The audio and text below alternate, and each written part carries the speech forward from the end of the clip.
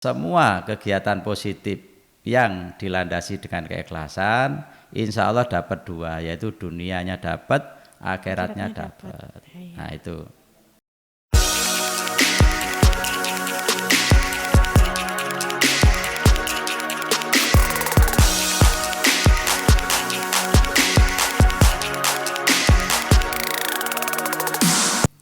Halo semuanya, kembali lagi kita di MIS, Media Inspirasi Siswa Spenfora. Dengan aku, Levana Jessica Hartono dari kelas 8A. Teman-teman, jadi hari ini kita kedatangan tamu yang istimewa, yaitu Bapak Bapak Muhammad Kelik Syahrun Jailani. Ya, silakan Pak. Selamat siang. Ya, siang Pak. Pak, saya dengar-dengar Pak Keli ini bentar lagi mau pindah ya Pak, pindah tugas. Ya. Di mana Pak kalau boleh tahu? Di SMP Negeri 29. Oh, SMP Negeri 29. Dulu di SMP 4 ini dari tahun berapa Pak? Jadi kepala sekolah? Kalau di SMP 4 mulai Maret 2017. Oh, Ya. Maret 2017. Berarti sudah 6 tahun ya Pak di sini? Ya, 6 Iya, tahun. 6 tahun. Kalau sebelum di SMP 4 ini Pak, apakah Pak Keli ini jadi kepala sekolah juga di sekolah lain atau menjadi guru biasa ini sebelumnya? Ya, sebelumnya sebelum di SMP 4 itu di SMP 43, SMP Negeri 43 di Jalan Raden Saleh. Ya. Pak Keli ini menjadi kepala sekolah pertama kalinya itu di sekolah Di SMP Negeri 43. Oh, di SMP Negeri Ya. 43. Berarti sebelum di SMP Negeri 43 ini Pak Keli menjadi guru di sekolah SMP Negeri 28. Oh, 28 Ya. ya, Pak. Mungkin Pak Keli bisa menceritakan nih ke teman-teman yang lagi nonton perjalanannya Pak Keli yang awalnya mungkin bukan siapa-siapa sampai akhirnya menjadi seorang kepala sekolah ini gimana Pak? Mungkin mulai dari jenjang pendidikannya, terus bersaing dengan guru-guru lain mungkin, Ya. seperti itu. Silakan Pak. Terima kasih. Jadi saya lulus SMA itu tahun 1983. Pada waktu itu saya sih ingin melanjutkan ke perguruan tinggi, tapi kondisi ekonomi yang tidak memungkinkan. Karena Pak Keli ini mulai SMA itu sudah ngurus, kalau sekarang itu apa ya, keringanan SPP. Jadi karena orang tua Pak Keli ini secara ekonomi pada waktu itu ada kesulitan, Pak Keli akhirnya ngurus ke sekolah SMA-nya itu untuk keringanan SPP. Nah kemudian ketika kelas terakhir, karena enggak tahu ya, mungkin Pak Keli ini kan SMA itu sudah sering ngeles-ngelesi, sering kumpul sama anak-anak SD, sehingga ada perasaan mungkin enaknya ke guru aja ya gitu. Yeah. Dan pada waktu SMP Pak Keli juga dimotivasi oleh guru Pak Keli waktu SMP, kamu nanti ke guru aja gitu. Jadi kelihatannya mungkin pada waktu SMP itu gurunya Pak Keli sudah melihat potensinya Pak Keli barangkali ya. Saya juga tidak tahu. Nah alhamdulillah setelah SMA itu Pak Keli melanjutkan ke Diploma 2 Matematika. Kalau yang sekarang UNESA, kalau dulu IKIP Surabaya. Nah, ternyata di Diploma 2 Matematika IKIP Surabaya itu yang sekarang UNESA itu merupakan ikatan dinas. Jadi ikatan dinas itu kalau nanti lulus akan didinaskan di suatu tempat. Oh, iya. Ya alhamdulillah mulai semester 1 sampai semester 2 sampai semester 4, karena D2 itu kan berarti 4 semester. Yeah. Itu dapat ikatan dinas. Jadi ikatan dinas itu kalau secara matematikanya ya untuk bayar SPP sama untuk biaya hidup itu turah lah gitu ya, sisa banyak gitu. Iya, Pak. Nah kemudian setelah selesai kuliah langsung ditempatkan di Pulau Garam Madura. Oh. Ya, pernah ke Madura? Belum. Oh ya, nanti Iya, kapan-kapan bisa ke Iya, iya, sana lihat pasti. kerapan sapi ya. Iya, Pak. Nah, Pak Geli berangkat ke Madura setelah menerima SK dari pemerintah itu ditempatkan di SMP Negeri Blega. Jadi kalau posisinya Blega itu Bangkalan, kemudian Tanah Merah, Galis, nah Blega. Jadi Bangkalan yang paling timur.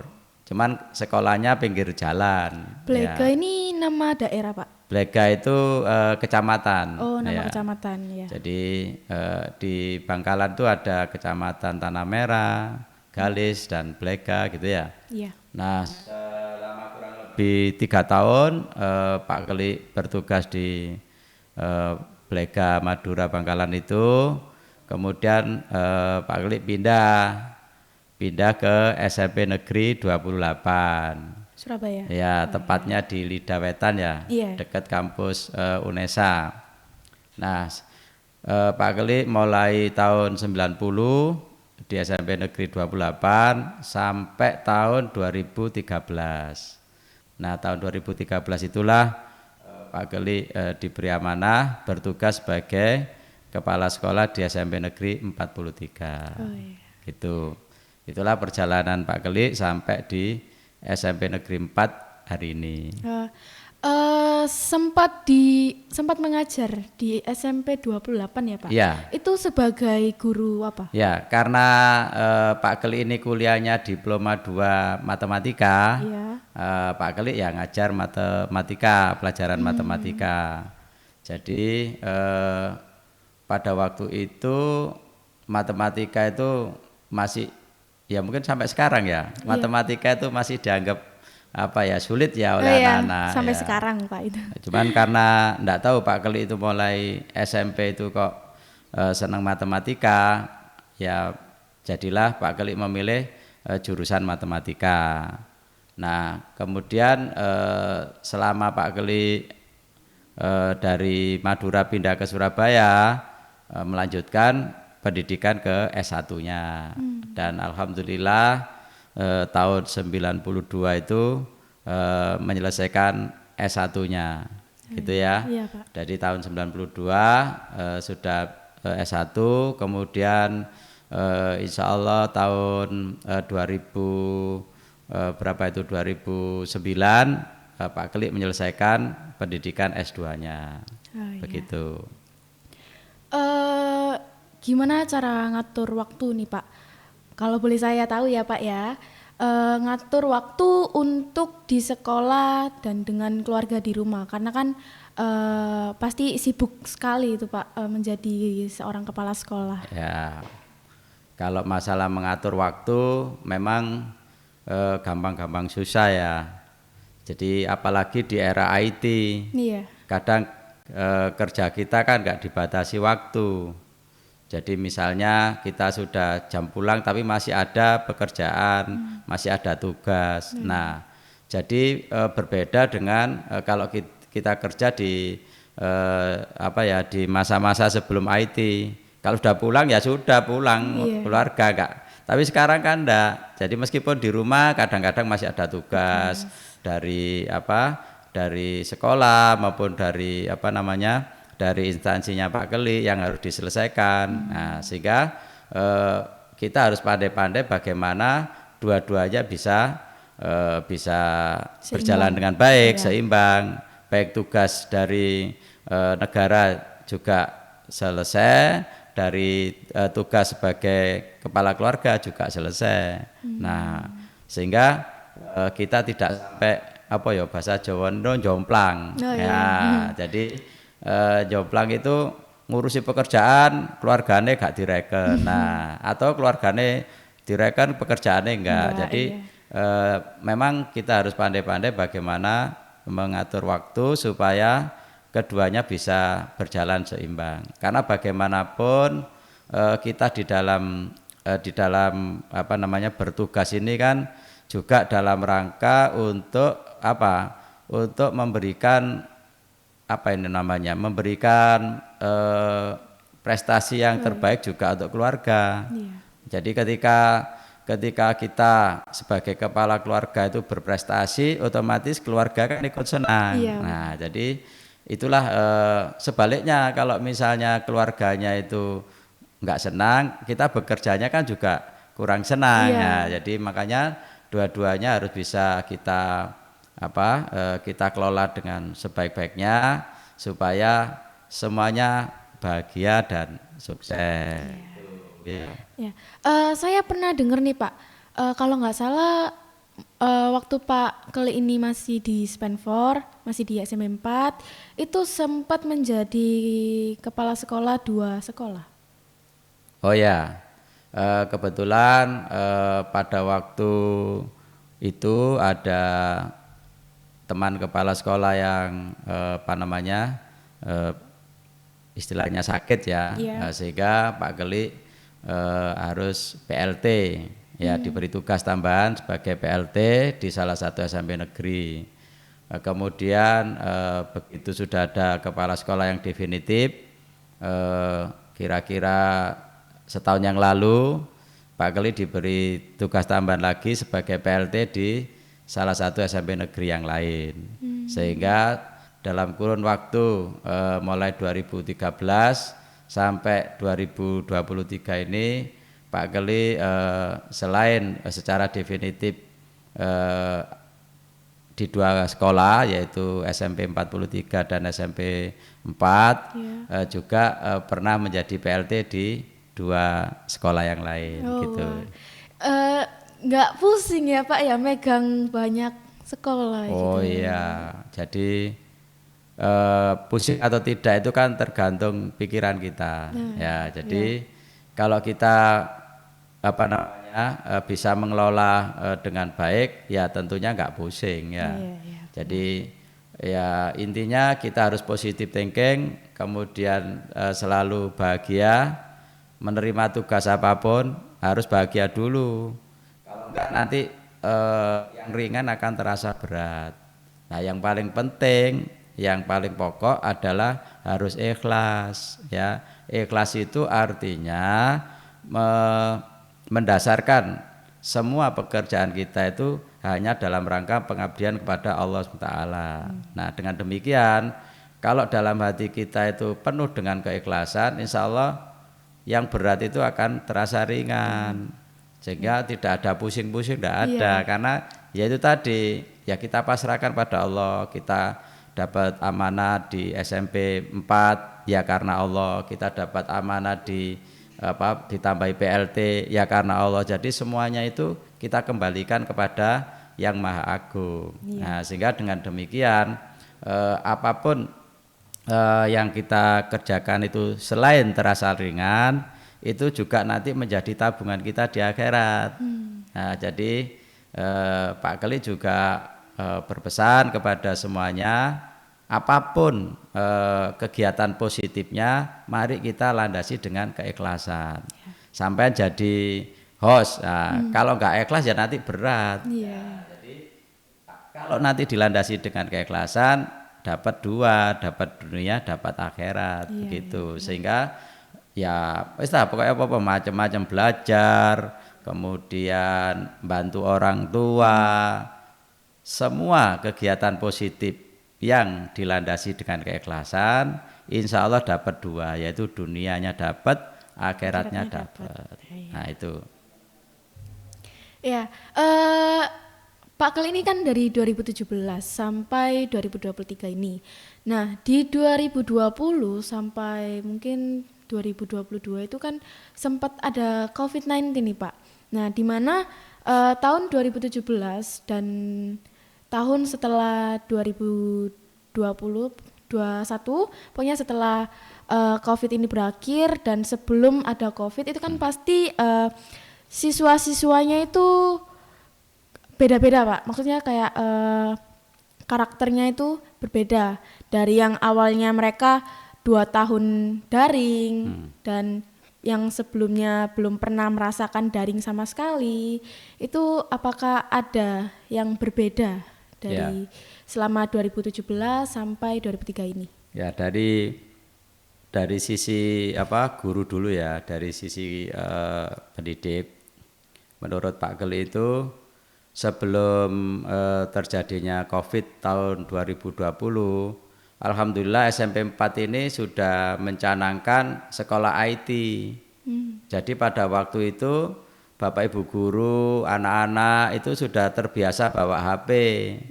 Waktu itu ya. Jadi seperti pelajaran-pelajaran yang menggunakan HP dan lain sebagainya, terus kemudian menggunakan platform-platform belajar itu sudah biasa pada waktu itu. Nah, sehingga aturan membawa HP untuk anak-anak pada waktu itu ya memang sama dengan sekarang, cukup ketat, harus ditaruh di loker misalnya, kemudian hanya boleh mengambil atas perintah guru dan seterusnya, yang sampai sekarang bisa kita pakai tata tertibnya itu. Nah, ketika terjadi Covid di mana Bapak Ibu guru harus menggunakan teknologi, ya alhamdulillah tidak terlalu memberatkan Bapak Ibu guru, karena sebelumnya sudah agak terbiasa menggunakan IT. Nah, cuman dengan adanya Covid itu mempercepat kemampuan Bapak Ibu guru di dalam penguasaan IT. Benar. Nah, itu dari sisi anak-anak pada waktu itu ya, karena yang siswa yang lama itu sudah terbiasa bawa handphone, ya mungkin tidak terlalu kesulitan. Memang kedepannya akhirnya banyak siswa itu yang belum punya handphone, kemudian punya handphone tapi nggak punya jaringannya dan seterusnya, sehingga pada waktu pas kejadian Covid itu kurang lebih selama 2 tahun kita punya beberapa model. Ada yang daring itu online. Dia itu punya handphone, punya fasilitas yang lengkap lah. Ya, tapi ada yang harus terpaksa harus dikirimi. Jadi bahkan ada yang untuk teman-teman yang istimewa itu gurunya harus datang ke rumahnya. Nah, seperti itu. Jadi kita sebagai pendidik tetap memberikan pelayanan yang optimal bagaimanapun kondisinya. Pak. Kemudian dihubungkan dengan setelah Covid itu berakhir, kemudian anak-anak masuk seperti semula, maka di sini ada sesuatu yang hilang. Kalau sebelumnya nggak pernah ketemu guru, jadi murid baru itu kan nggak ketemu guru. Terus los kan juga nggak bisa tatap muka secara langsung. Nah, sehingga begitu mereka dimasukkan, kita dari pendidik juga agak merasa kaget, loh kok begini ya anak-anak. Nah, ya akhirnya kita pelan-pelan kita sempurnakan. Kalau kemarin misalnya belum terbiasa cium tangan atau salam kepada Bapak Ibu gurunya, ya kita biasakan.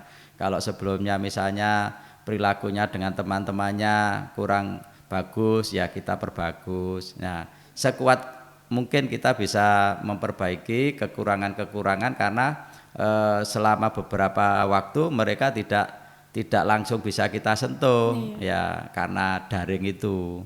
Nah, alhamdulillah sekarang ini setelah kita melalui berapa tahun ini ya,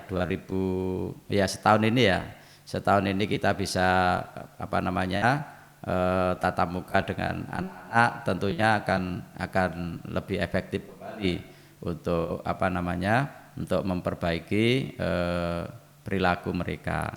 Karena kita yakin ya Mbak ya, ini kurikulumnya apapun itu pembentukan karakter ini harus diutamakan. Nah, pembentukan karakter itu kalau model daring agak susah. Nah, gitu ya. Jadi oleh karena itu alhamdulillah setelah Covid berlalu, insya Allah kita bisa membangun kembali apa-apa yang perlu kita sempurnakan pada anak-anak kita. Begitu, Mbak. Iya.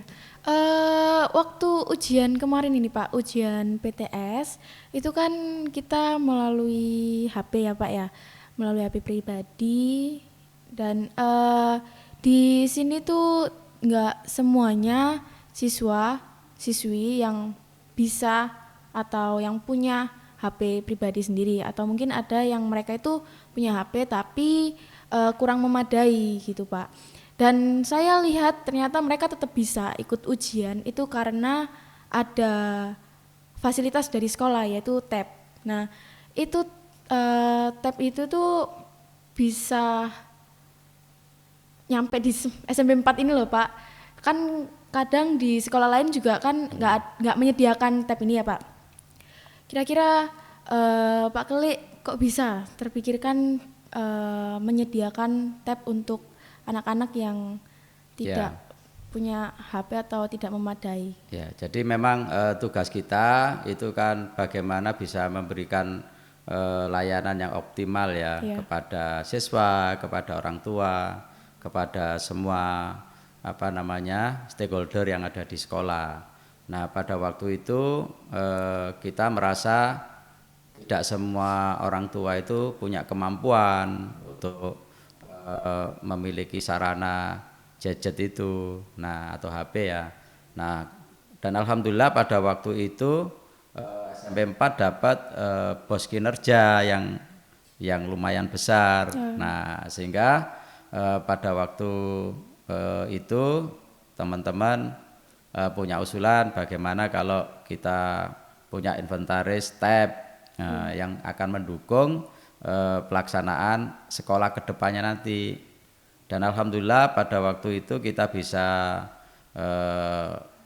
berapa ya, mungkin 100 lebih ya, 100 banyak ya Pak ya, 100 lebih tab itu yang menjadi inventaris perpustakaan kita.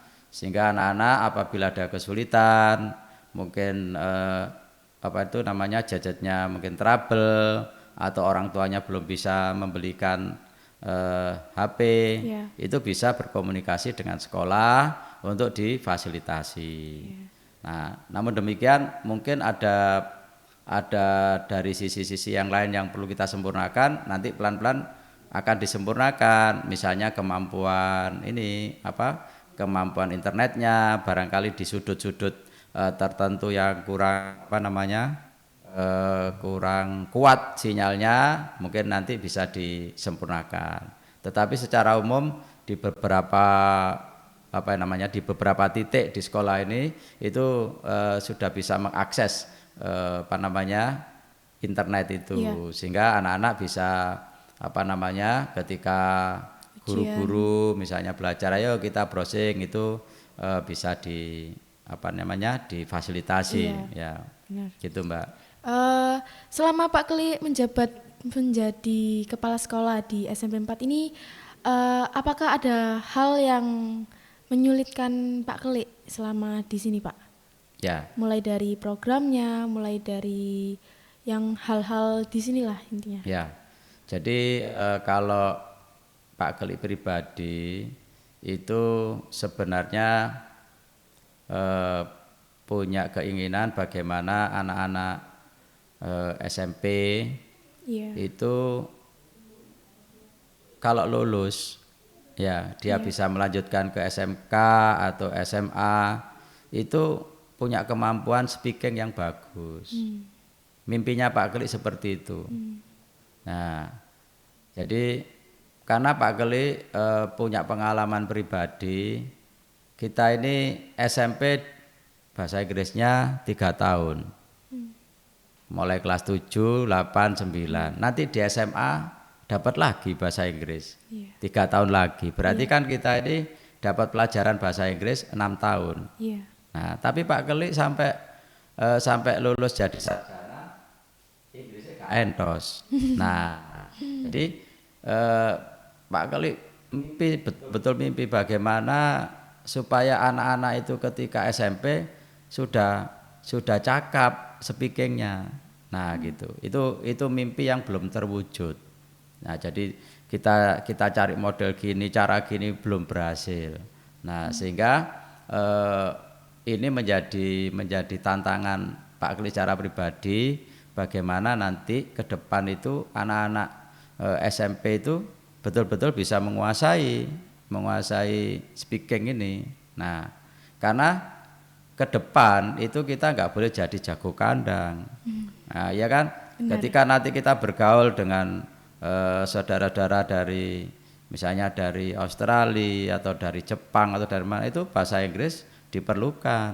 Nah, jadi itu tantangan yang menurut Pak Keli yang masih perlu kita selalu tingkatkan kembali. Apalagi tantangan yang berikutnya itu dari anak-anak sendiri. Itu kalau ada teman-temannya itu yang mencoba mengeksplor kemampuannya speaking itu jadi dibully. Nah, Allah kemana? Allah, wah, ini juga tantangan tersendiri.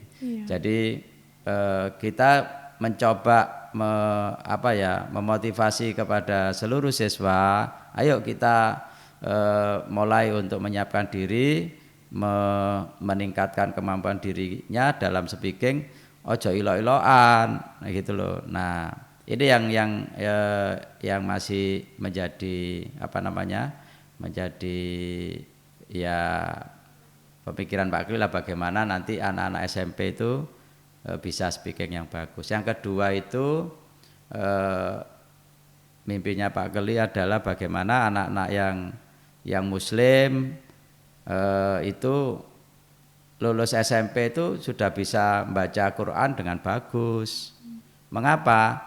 Karena menurut pengamatan Pak Geli, kalau sudah SMA itu sudah ayas-ayasen, diurui ngaji ngono wis ayas-ayasen. Nah, apalagi nanti sampai keluarga.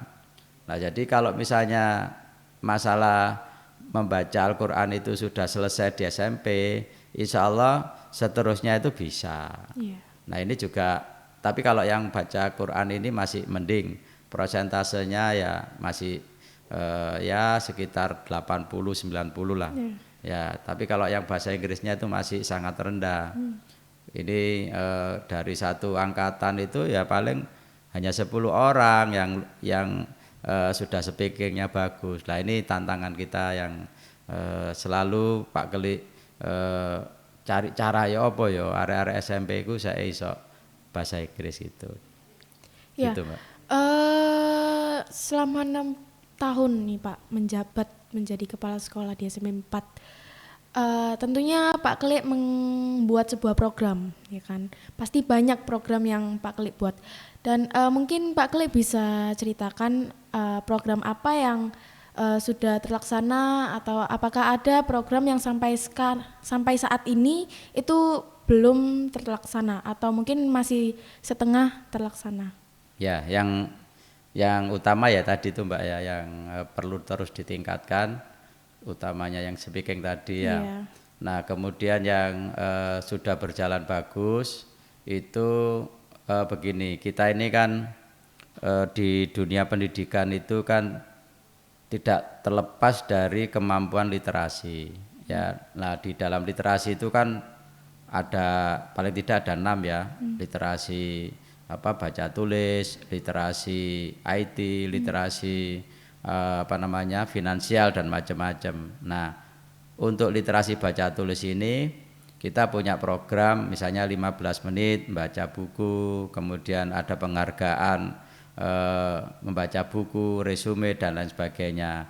Nah, itu semuanya sudah kita jalankan dengan baik. Nah, cuman tantangannya sekarang bukunya jadi di HP, ya dah. Nah, jadi evaluasi Pak Keli, anak-anak sekarang lebih enjoy membaca buku di HP daripada beli buku atau membaca buku yang cetakan. Nah, tapi apapun apapun caranya, yang penting bagaimana kita ya orang tua, ya anak-anak itu punya budaya membaca. Kalau menurut Al-Quran itu kan perintah yang pertama kali kan Iqra. Iqra itu artinya membaca, baca. Nah, jadi bagaimana anak-anak ya termasuk guru, orang tua punya budaya membaca yang bagus. Itu yang apa namanya, yang juga menjadi apa ya ini, menjadi program kita yang harus berkelanjutan. Selain itu masalah lingkungan.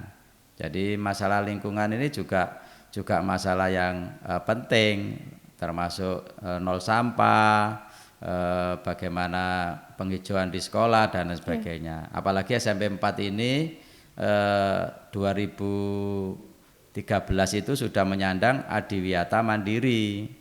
Bayangkan, jadi Adiwiyata itu kan mulai dari tingkat kota, kemudian provinsi, nasional sampai mandiri. Nah, kita sudah berada di tingkat mandiri. Nah, untuk tahun ini bulan bulan Juli itu SMP 4 harus mengajukan perpanjangan.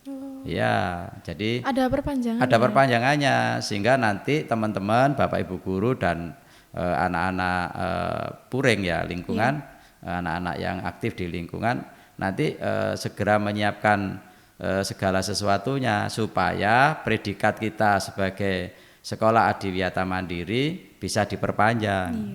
Kalau tidak, misalnya kita sampai lengah, sampai telat, itu nanti kembali ke nol lagi. Jadi harus ngerintis dari awal. Nah, ini yang juga menjadi catatan kita supaya nanti ketika Pak Keli bertugas di tempat yang lain, teman-teman di sini masih tetap semangat untuk melanjutkan program perpanjangan Adiwiyata Mandiri tersebut. Iya.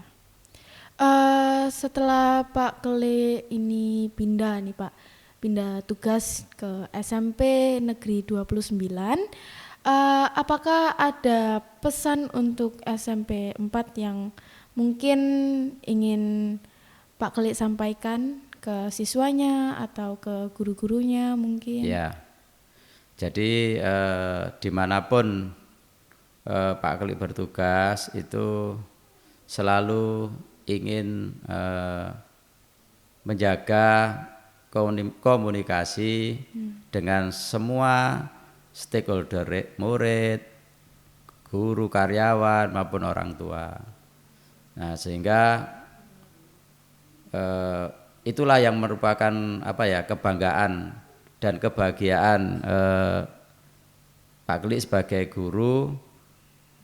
Kalau sudah bisa misalnya ketemu dengan murid-murid yang pernah Pak Keli bimbing, itu sangat bahagia sekali. Nah, oleh karena itu saya berpesan pertama kepada anak-anak, tetaplah hormat kepada orang tua dan guru. Jangan sampai ada perasaan dalam diri anak-anak sekalian ini, oh itu bekas guruku, gak boleh. Ya, jadi siapapun yang pernah mengajarkan ilmu kepadamu itu adalah gurumu. Jadi Mas Yo sudah lulus dari SMP 4, ya, kemudian ketemu sama guru SMP 4 dulu, ya itu gurumu. Ya, iya, Pak. Itu jadi jangan sampai punya perasaan, oh itu bekas itu. Bekas kan gak enak ya, Mbak. Iya. Ya, bekas itu koyok ya apa gitu ya. Jadi jangan ada perasaan itu bekas guruku, tapi bilang itu adalah guruku. Kalau perlu cium tangannya, minta doanya supaya juga jadi orang yang sukses, gitu ya. Kepada anak-anak, kepada Bapak Ibu guru juga Pak Keli berpesan supaya tetap menjaga kekompakan, kekeluargaan, semangat di dalam bekerja, karena yaitu tadi, kalau kita itu bekerjanya ndak bahagia, ndak kompak, itu nggak menyenangkan. Ya. Jadi ya sing enak itu ya itu tadi, meskipun nanti Pak Keli bertugas di tempat lain, saya berharap masih bisa tetap menjalin silaturahmi ya, apalagi sekarang di era IT bisa menggunakan WA. Kepada wali murid, saya ucapkan terima kasih atas dukungannya selama ini. Kepada SMP Negeri 4 banyak sekali program-program yang disupport oleh wali murid, sehingga di kesempatan yang baik ini saya ucapkan terima kasih dan mohon maaf apabila selama ini ada kesalahan, kekhilafan maupun kekurangan di sana sini. Dan kepada teman-teman dari mana tadi, murid sudah, orang tua, guru, komite, nah, juga kepada Bapak Ibu pengurus komite, saya ucapkan terima kasih atas dukungannya selama ini kepada program-program yang kita susun di SMP Negeri 4. Mudah-mudahan ke depan nanti peran komite sekolah juga semakin bagus, semakin memberikan dukungan kepada program-program di SMP 4. Dan alhamdulillah dengan dengan adanya studio podcast ini kita masih bisa berkreatif, berproduksi. Mudah-mudahan ini menjadi sarana kepada bagi anak-anak untuk menelurkan kreativitasnya di studio yang kecil ini, ya, sehingga nanti kita berharap nanti SMP 4 bisa bisa nek sing follower pengikutnya. Pengikutnya banyak, kemudian nanti YouTubernya juga meningkat ya. Nah, jadi mari kita manfaatkan media yang ada ini untuk melatih kreativitas anak-anak semuanya supaya nanti bisa bisa, kan profil pelajar Pancasila itu ada 6 ya. Nah, salah satunya kan kreatif ya. Jadi inilah sarana untuk memberikan ruang dan kesempatan kepada anak-anak. Kami tim Kreatif Studio juga sangat berterima kasih banyak kepada Bapak karena sudah memfasilitasi tempat dan juga alat multimedia. Berkat Bapak kami bisa berkarya di bidang multimedia. Karena tempat ini kami juga bisa yang namanya gulung kabel, masang kamera, terus settingan-settingan di kamera dan juga semuanya di bidang multimedia, Pak. Selanjutnya, Pak, mungkin ada harapan Bapak untuk murid-murid kelas 9 yang sebentar akan lulus juga dan akan melanjutkan ke jenjang yang berikutnya. Mungkin silakan, Pak. Jadi yang pertama, Mbak, untuk ruang studio ini itu sebenarnya semuanya itu bukan jeripaya saya ya. Jadi kita ini kan tim ya, tim sekolah. Jadi ya inilah karya kita bersama ya. Dan semuanya itu Pak Keli yakin sudah ditakdirkan oleh Allah Ta'ala bahwa SMP 4 bisa memiliki studio seperti ini ya. Jadi Pak Keli ini kalau nggak dibantu teman-teman ya nggak bisa. Jadi artinya memang ini kerja tim ya Mbak ya, kerja tim seluruh seluruh wakil, kemudian Bapak Ibu guru di sekolah untuk menyiapkan tempat ini sebaik-baiknya. Nah, kemudian kepada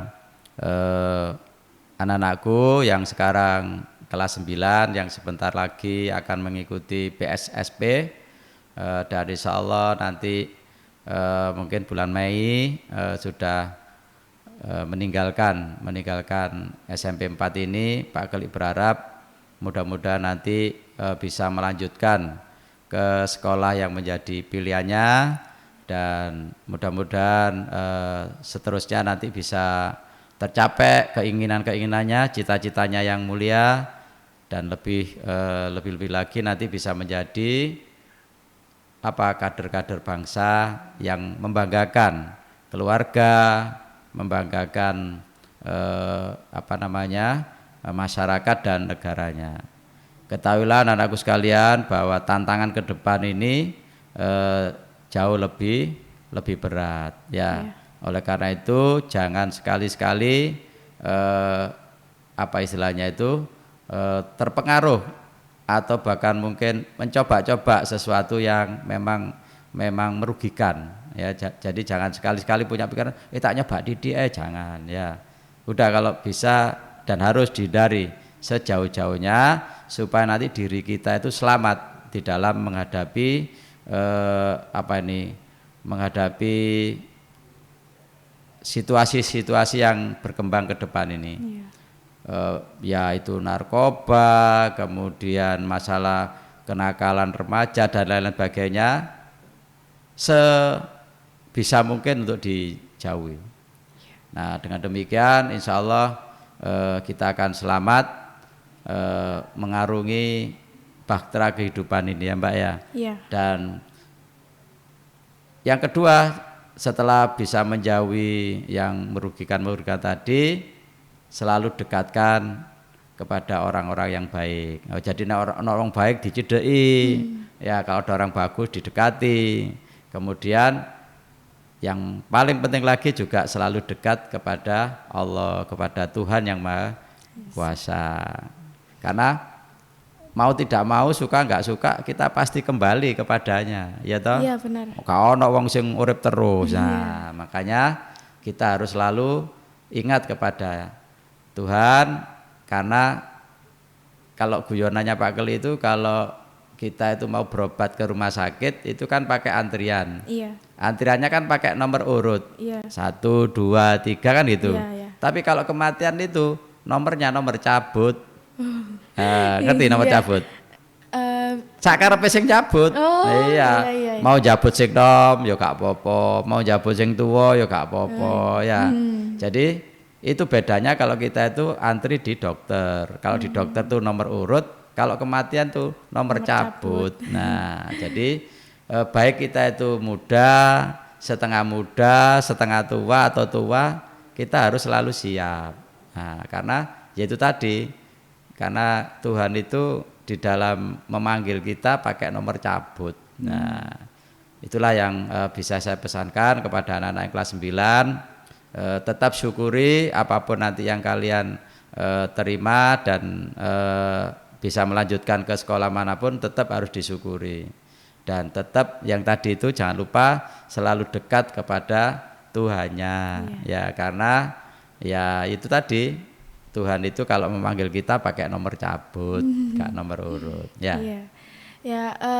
Terima kasih Pak sudah meluangkan waktunya untuk sharing ke teman-teman yang menonton video ini. Jadi mereka bisa mengambil makna dari video ini. Mungkin segini dulu Pak percakapannya ya. Semoga teman-teman yang menonton bisa dapat hal-hal positifnya ya. Sampai di video selanjutnya di Miss Media Inspirasi Siswa Spenfora. Jangan lupa untuk subscribe, like, dan komen.